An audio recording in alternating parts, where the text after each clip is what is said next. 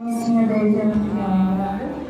చెప్పబోయే సాక్ష్యం ఏంటంటే, నేను ఈ చర్చి స్టార్ట్ చేసిన కాడి నుంచి ఫస్ట్ నుంచి ఇప్పటిదాకా నేను మందిరాన్ని వదలలేదు. ఈ మందిరాన్ని దాటి వేరే మందిరానికి వెళ్ళాలంటే నాకు చాలా భయం. ఇక్కడ లేని భయం మొత్తం నాకు వచ్చేసింది. ఎందుకంటే పాస్టర్ గారు వాళ్ళు నాకు అంత దగ్గర అయిపోయారు. నాకు చాలా సమయంలో చాలా తోడుగా ఉన్నారు. నేను ఎన్నో ఇబ్బందులు ఎదుర్కొని ఇక్కడ దాకా వచ్చాను. నేను దేవ సేవకులు నా పక్షాన ఎంతగానో ప్రార్థిస్తున్నారు. నేను ఇన్ని సంవత్సరాలు ఇక్కడికి వచ్చినా నాకు ఎలాంటి సమస్యలు రాలేదు.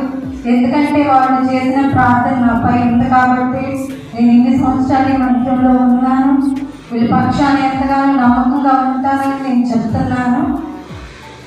ఇంకా నేను చెప్పబోయేది ఏంటంటే, మా నాయనమ్మ ఒక విషయం చెప్పింది నాకు. మీతో పాటు చాలామంది యవనస్తులు ఉన్నారు, స్నేహ పావనకై కూడా ఉంటారు. నువ్వు మందిరానికి సరిగ్గా వెళ్ళవు అని చెప్పి పద్దాకంటా ఉంది. వాళ్ళ జీవితాలు చూడు, వాళ్ళు దేవుని పరిచర్య చేశారు కాబట్టి వాళ్ళకి మంచి లైఫ్ ఇచ్చారు దేవుడు అని చెప్తా ఉంటుంది.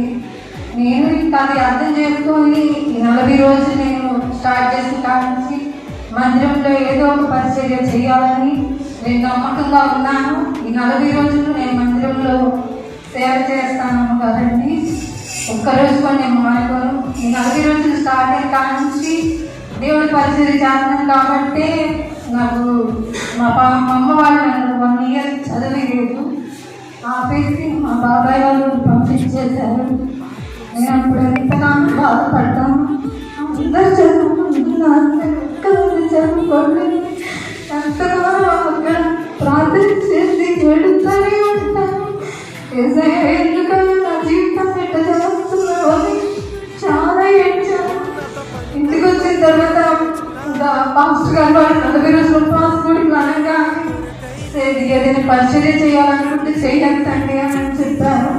అప్పుడు నేను చెయ్యొద్దాను, మందిరాన్ని శుభ్రంగా ఉంచుతానని చెయ్యొద్దాను. అలా చెయ్యొద్దేనో లేదో 2 రోజులకి మా నాన్న మనసు మారి నన్ను ఇంకా కాలేజీలో జాయిన్ చేశాడు. ఇప్పుడు నేను కాలేజీకి వెళ్తున్నాను. బాగా చదువుకోవాలని మీకు ప్రార్థన చేయండి. అన్ని ఎగ్జామ్స్లో నేను క్లియర్గా అవ్వాలి, మంచిగా పాస్ అవ్వాలని నా కోసం ప్రార్థన చేయండి. నేను ఇక్కడికి వచ్చిన కాడికి అందరినీ గమనిస్తానే ఉన్నాను, అందరినీ చూస్తానే ఉన్నాను. దైవ సేవకులు ఎంతమందినో స్వస్థపరిచారు. నా కళ్ళ ముందు ఎంతమంది స్వస్థపడి చాలామంది ఇక్కడ ఉన్నారు. ఇంకా పాస్టర్ గారు చాలామందిని స్వస్థపరచాలని, అనేక మంది మందిరానికి రావాలని నేను ఎంతగానో కోరుకుంటున్నాను. అమ్మగారు ఇవ్వాలని మీకు హ్యాపీ పాస్టర్ చేయండి. మీరు అందరినీ ఇంకా బాగా ఉంచాలి, అందరినీ బాగా చూసుకోవాలి, అందరి కోసం ప్రార్థనగా చేయాలని మీకోసం నేను రోజు ప్రార్థిస్తాను. సైన్యం మీరు మీ ప్రేమను ఎరుగని వారు అన్యాముగా మిమ్ము చంపారు. మీ త్యాగం మేము ఎన్నటికీ మరచిపోము. సేవకులారా